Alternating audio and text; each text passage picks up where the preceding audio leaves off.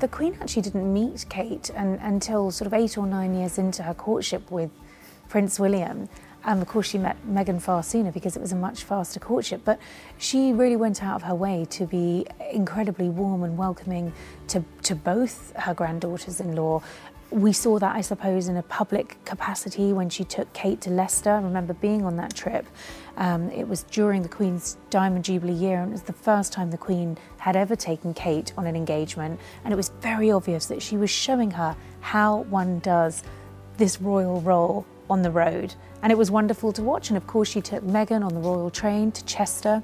Again, all part of this preparation for the future. I remember being told by one palisade that the Queen had invited Kate to go to Buckingham Palace, to meet with her ladies-in-waiting, to go through the royal archive so that she could prepare for her royal wedding and, of course, for the role that she was going to inherit. So I think the Queen was very mindful about preparing these young women, but also making sure that the door was always open, whether it was for tea, whether it was for a chat, and it always was. And Kate became incredibly close to the Queen. I think, you know, as the Prince of Wales said in his statement, he felt hugely grateful that his family got to spend so much time with the Queen. I mean, Kate had 20 years to really get to know the monarch. What a privilege as a future Queen consort. Hugely important as well. But not just that, the Queen had a lot of time with her great-grandchildren. The Queen would host this wonderful sleepover at Balmoral in August and invite all of the grandchildren and the great-grandchildren.